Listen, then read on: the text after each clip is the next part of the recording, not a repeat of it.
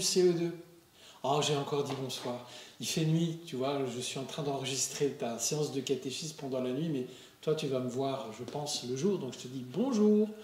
Bonjour, toi qui me regardes. Bonjour à tous les enfants du CE2 qui ne peuvent plus venir au caté le mercredi et le samedi parce que, vous le savez, on est confiné, c'est-à-dire on est obligé de rester chez soi, au moins pour une partie de notre journée, on ne peut plus sortir comme on voulait avant. Alors, c'est la séance du catéchisme. Je vais, comme d'habitude, l'année dernière je faisais ça, allumer la bougie de la prière et on va commencer comme ça. Cette année, ce mois-ci, j'ai un briquet. Voilà la différence. Au printemps, j'avais des allumettes. La bougie de la prière est allumée. Je pense qu'en CE2, tu sais très bien faire ton signe de croix. Au nom du Père et du Fils et du Saint-Esprit. Amen. Seigneur Jésus, je veux te donner mon intelligence, mon cœur, mon attention pour cette séance de catéchisme avec tous les autres enfants qui te cherchent, Seigneur. Donne-moi de t'écouter, d'écouter les histoires de la Bible qui me font découvrir ton amour, qui me font découvrir combien tu vis avec nous chaque jour. Au nom du Père et du Fils et du Saint-Esprit. Amen. Alors aujourd'hui, on va retrouver un personnage que tu as déjà rencontré au catéchisme, et puis si jamais tu viens pour la première année au catéchisme à Saint-Jean-Baptiste de la Salle, tu l'as déjà vu dans les premières séances quand tu étais ici à la paroisse. Il s'appelle Moïse. Alors Moïse, je te le présente ici avec des moutons. Imagine qu'il est dans le désert, imagine que derrière lui, tu imagines, il y a un grand camp avec énormément de tentes. Ce sont 600 000 Hébreux qui sont passés avec lui de l'Égypte, où ils étaient esclaves, au désert où ils sont libres. Et Moïse les a pilotés au nom de Dieu. Moïse, tu te souviens, avait un bâton qui a frappé la mer Rouge, qui les bloquait pour sortir de l'Égypte. Et grâce au bâton de Moïse, sur l'ordre de Dieu, la mer s'est ouverte comme une porte et ils sont passés 600 000 avec leurs troupeaux, avec leurs bagages. Et de l'autre côté de la mer, qui s'est refermée après, ils sont devenus libres, ils ont campé. Mais la liberté était difficile pour eux, parce qu'ils n'avaient jamais appris à vivre libre. Alors ils commençaient à se disputer, ils commençaient à se chamailler d'une tente à une autre, pour des affaires de nourriture, pour des affaires d'ustensiles, de casseroles, de tout ce que tu veux. Et donc Moïse, qui est le chef de ce peuple libre, mais qui est encore capricieux, comme des petits-enfants, Moïse devait faire la justice. Il devait expliquer, stop, mettez-vous d'accord, partagez la chose, tu vois. Il devait juger son peuple. Et il avait tellement de travail qu'il n'en pouvait plus. Il ne savait plus comment régler tous ces problèmes, toutes ces disputes, toutes ces chamailleries d'un peuple, je viens de te le dire, qui était un petit peu comme un petit enfant, plus petit que toi, qui ne sait pas vraiment comment vivre libre dans ce désert, parce que c'est un monde tout neuf pour lui. Alors, qu'est-ce qu'il se passe? Dans mon histoire, il y a quelqu'un d'autre qui vient le trouver. Et ce quelqu'un,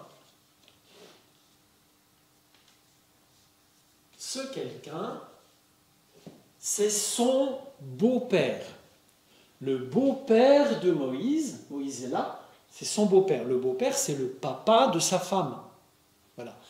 Il s'appelle Jéthro. C'est un drôle de nom, alors je te le mets au-dessus, là. Jéthro. Jéthro, c'est lui. Lui, c'est le beau-père de Moïse.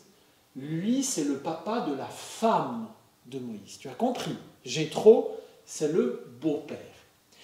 Et Jéthro vient trouver Moïse en lui disant « Moïse, je vois bien que tu as beaucoup de travail, mais beaucoup trop de travail. » « Oui, dit Moïse, j'en ai par-dessus la tête de ce peuple qui ne cesse de se disputer, que je dois juger en permanence. » Jéthro dit à Moïse, mais tu n'y comprends rien.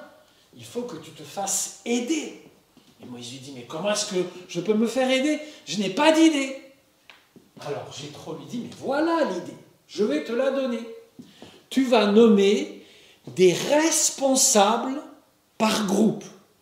Tu prends des gens de confiance, tu en fais un chef d'une équipe de 10.